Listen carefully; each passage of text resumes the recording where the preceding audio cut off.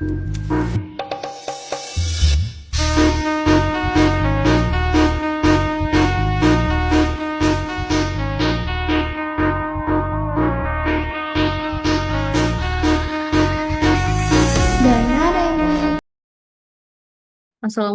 warahmatullahi wabarakatuh. Salam sejahtera bagi kita semua. Shalom, Om Swastiastu, Namo Buddhaya, salam kebajikan. Selamat datang di podcast kita sore hari ini. Sore ini kita akan membahas terkait isu korupsi. Jadi korupsi adalah salah satu tantangan terbesar ya yang dihadapi masyarakat pada saat ini. Korupsi ini merusak fondasi keadilan dan mempengaruhi pertumbuhan ekonomi serta menghancurkan kepercayaan publik terhadap suatu institusi, di mana setiap tahunnya miliaran rupiah hilang akibat korupsi, merugikan bukan hanya negara, tetapi juga masyarakat luas, terutama mereka masyarakat yang paling rentan. Nah, dalam podcast ini kita akan mendiskusikan dampak luas korupsi, menganalisis akar penyebabnya, dan mendiskusikan upaya-upaya yang sedang dilakukan untuk memberantasnya. Sebelumnya perkenalkan dulu, saya dengan Naomi Megawati Silalahi sebagai moderator. Kemudian di sini ada Mas Muhammad Miftahul Umam sebagai narasumber satu. Selamat sore, Mas Umam. Selamat sore Mbak Naomi. Gimana kabarnya Mbak? Kabar saya luar biasa baik. Mas Umam gimana? Alhamdulillah. Alhamdulillah. Baik Mbak Naomi. Kemudian di sini ada narasumber kedua, ada Mbak Murti Handayani. Selamat sore, Mbak Murti. Selamat sore Mbak Naomi. Gimana kabarnya, Mbak? Ya, Alhamdulillah baik Mbak. Mbak Naomi gimana? Sehat? Sehat, saya sangat sehat ya Mbak ya, Alhamdulillah. Alhamdulillah. Baik, mungkin langsung aja ya kita mulai pembahasannya. Yang pertama itu kita mau bahas apa sih korupsi itu? Mungkin kepada Mas Umam, silahkan dijelaskan Mas. Baik, terima kasih Mbak Naomi.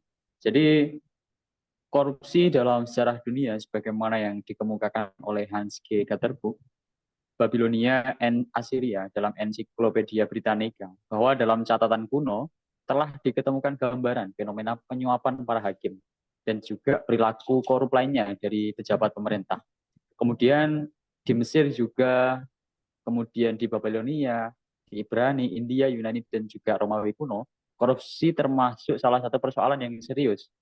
Kemudian pada zaman Kekaisaran Romawi, Hammurabi dari Babilonia yang naik tahta sekitar tahun 1200 sebelum Masehi telah memerintahkan seorang gubernur provinsi untuk menyelidiki perkara penyuapan. Shammas yang merupakan seorang raja Assyria kurang lebih sekitar tahun 200-an sebelum Masehi bahkan tercatat pernah menjatuhkan pidana kepada seorang hakim yang menerima uang suap. Kemudian sejarah korupsi di Indonesia sebenarnya terbagi menjadi dua fase.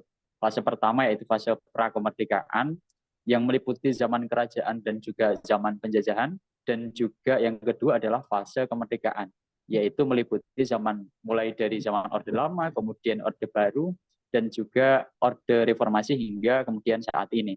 Nah, terkait pengertian dari korupsi itu sendiri, secara etimologi, kata korupsi itu berasal dari bahasa Latin, corruptio, atau corruptus. Kata corruptio sendiri berasal dari kata corrumpere, suatu bahasa Latin yang lebih tua.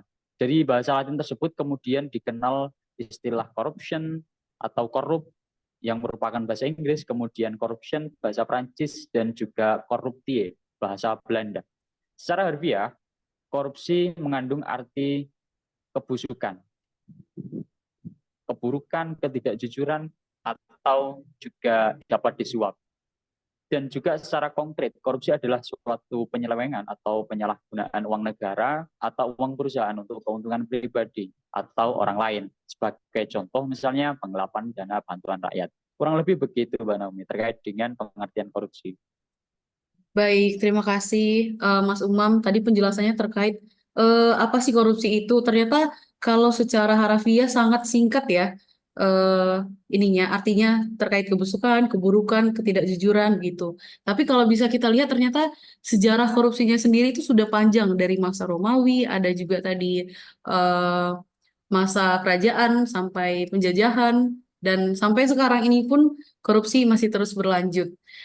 Mungkin setelah ini kita bisa bahas terkait kira-kira dampak apa saja ya yang bisa ditimbulkan oleh korupsi itu apabila tidak dicegah atau diantisipasi atau diminimalisir.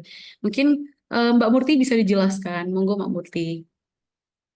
Ya, baik. Makasih Mbak Naomi. Di sini terkait dengan dampak dari korupsi itu sangat-sangat buruk ya Mbak buat pembangunan, kesejahteraan masyarakat. Terus korupsi itu juga bisa menghancurkan tatanan kehidupan masyarakat, berbangsa dan bernegara. Mulai dari bidang sosial budaya, ekonomi, sampai pada psikologi masyarakat.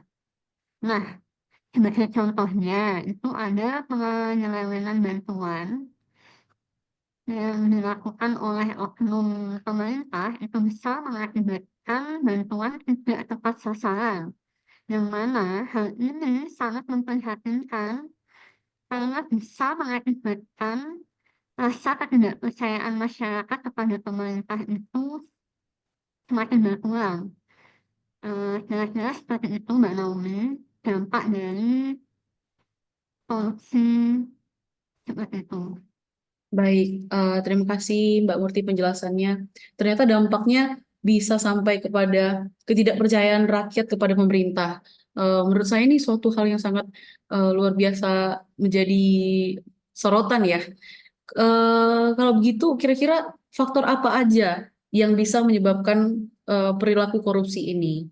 Mungkin kepada Mas Umam bisa dijelaskan, Mas.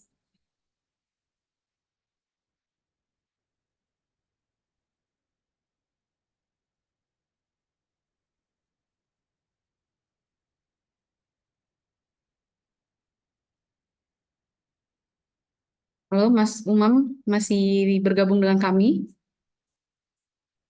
Oh iya, masih Mbak Naomi. Jadi pada dasarnya faktor penyebab terjadinya korupsi itu sangat banyak. Namun secara umum ada dua faktor utama yang menyebabkan seorang korupsi. Yang pertama dari faktor individu. Bisa meliputi karena sifat tamak, kemudian moral yang lemah menghadapi godaan, dan juga bisa juga karena gaya hidup konsumtif. Kemudian yang kedua ada dari faktor lingkungan. Dari faktor lingkungan ini mencakup beberapa aspek, misalnya karena sikap masyarakat, kemudian juga aspek ekonomi, aspek politik, misalnya untuk mempertahankan kekuasaan, dan juga ada juga aspek organisasi. Misalnya jika atasan korupsi, kemungkinan bawahannya juga melakukan korupsi. Jadi kurang lebih seperti itu Mbak Nomi terkait dengan faktor pendorong seseorang melakukan korupsi. Baik, terima kasih penjelasannya Mas Umam. Kita sudah mendengar terkait faktor apa yang menjadi penyebab. Tadi ada dua faktor, faktor individu dan faktor lingkungan. Nah, seperti pepatah mengatakan lebih baik kita mencegah daripada mengobati. Tadi kan kita sudah tahu terkait apa penyebabnya. Nah, ini kita mau tahu pencegahan apa saja yang kira-kira bisa dilakukan untuk memberantas korupsi. Saya persilakan Mbak Murti mungkin bisa menjelaskan. Baik, terima kasih Mbak Naomi. Tentunya pencegahan korupsi itu bisa kita mulai dari diri kita pribadi sendiri dulu ya, yaitu dengan cara kita menunjukkan sikap anti korupsi yang meliputi pertama, itu kita bisa bersikap jujur dan menghindari perilaku korupsi.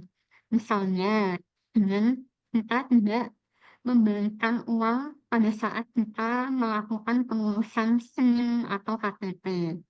Kemudian yang kedua, itu menghindari perilaku yang dapat merugikan kepentingan orang banyak. Selanjutnya yang ketiga, itu menghindari konflik kepentingan dalam hubungan kerja, hubungan bisnis, maupun hubungan bermasyarakat. Nah, untuk yang keempat atau yang terakhir itu ada kita harus melaporkan pada penegak hukum apabila kita menjadi korban perbuatan tindak pidana korupsi. Kira-kira seperti itu, Mbak, sikap anti korupsi yang kita bisa mulai dari diri kita pribadi. Baik, terima kasih Mbak Murti dan Mas Umam. Tadi kita sudah membahas isu terkait korupsi, lumayan lengkap dan panjang pembahasan kita. Sekali lagi terima kasih atas penjelasan dan analisis isu korupsi. Kita sebagai calon aparatur sipil negara di lingkungan pengadilan, diharapkan kita wajib ikut serta berperan dalam upaya pemberantasan korupsi. Ditunjukkan dengan menjadi teladan bagi masyarakat mencari keadilan dengan cara memegang teguh sikap jujur dan tidak menerima pemberian atau hadiah dari pihak maupun yang berkepentingan, sehingga dapat mewujudkan keadilan bagi seluruh masyarakat. Sekian podcast kita hari ini tentang isu korupsi. Terima kasih, Mas Umam, Mbak Murti. Akhir Ya, kata, terima kasih Mbak Nomi. iya, terima kasih. Sama-sama Mbak Naomi. Akhir kata, wassalamualaikum warahmatullahi wabarakatuh. Terima kasih. Waalaikumsalam warahmatullahi wabarakatuh.